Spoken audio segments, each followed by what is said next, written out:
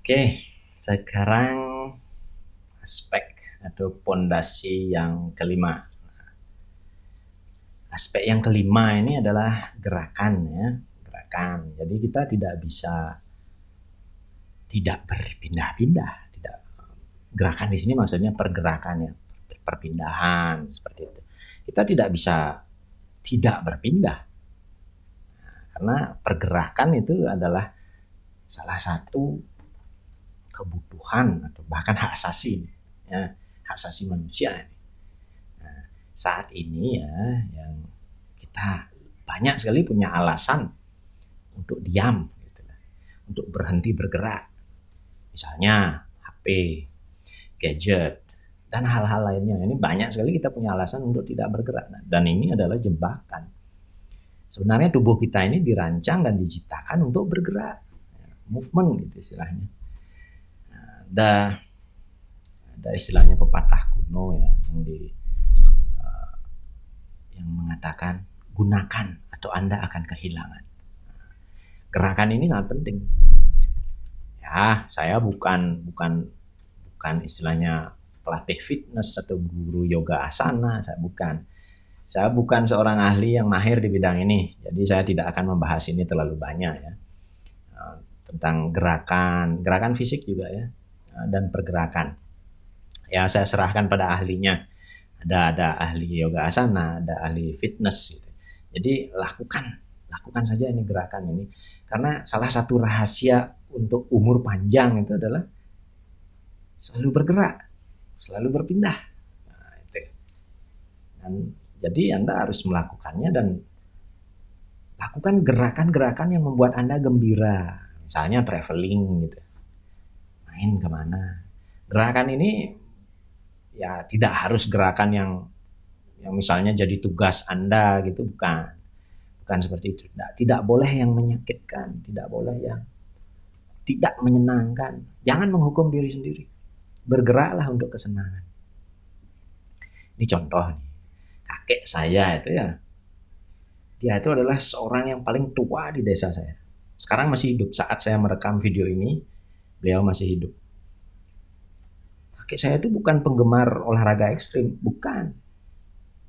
Tapi dia selalu gerak gitu, entah itu cabut rumput, hal-hal kecil yang alami. Nah, ini salah satu kunci untuk menjalani kehidupan yang lebih baik, yang memungkinkan tubuh Anda untuk menyembuhkan dirinya sendiri. Tuh. Karena gini, gerakan itu tidak hanya terjadi pada tingkat muskuloskeletal, istilahnya apa namanya? Tingkat tulang atau nah, bukan hanya di tingkat itu. Ya, bukan hanya di tingkat itu Anda menggerakkan. Karena kalau Anda bergerak itu Anda menggerakkan cairan, menggerakkan getah bening, menggerakkan darah, menggerakkan saraf. Bukan hanya otot gitu istilah, bukan hanya otot dan tulang, tapi hal-hal lain juga digerakkan. Pada saat tubuh bergerak ini, gerakan tubuh kita ini bisa memperkaya jiwa, bisa memelihara jiwa, dan juga tentunya bisa memelihara diri sendiri. Nah, kebutuhan yang konstan ini artinya kebutuhan yang harus dilakukan ini untuk menyembuhkan diri sendiri dengan caranya sendiri. Nah, itu dengan caranya sendiri dia akan kadang ini sulit akan kita sulit akan keluar dari siklus kehidupan.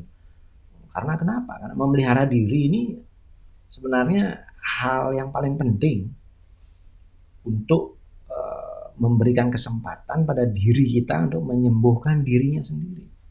Nah, ini sebenarnya kemampuan bawaan alami tubuh, artinya kemampuan tubuh alaminya ya seperti itu. Kalau dia tidak menyembuhkan diri sendiri berarti sudah tidak alami. Semakin Anda melakukan praktek-praktek ini, maka Anda akan masuk dalam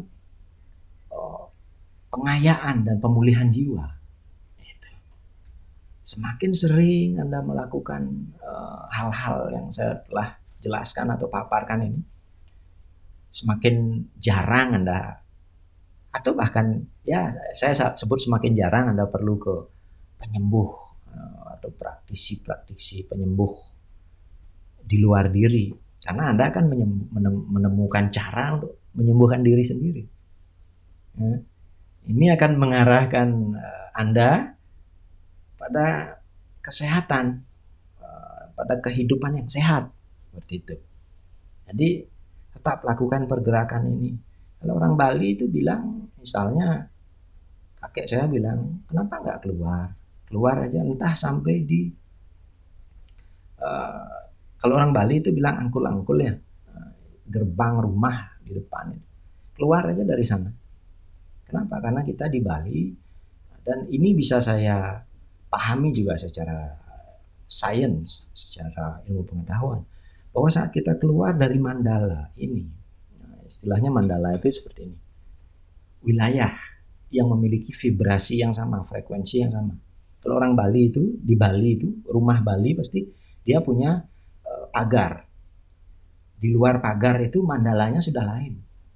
Di dalam pura atau kuil di rumahnya itu, di pojokan rumahnya itu juga mandalanya berbeda.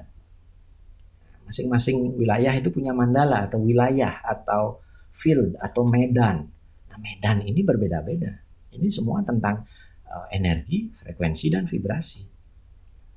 Jadi nanti akan dijelaskan lagi tentang hal ini lebih detail dalam topik-topik berikutnya dan materi-materi berikutnya.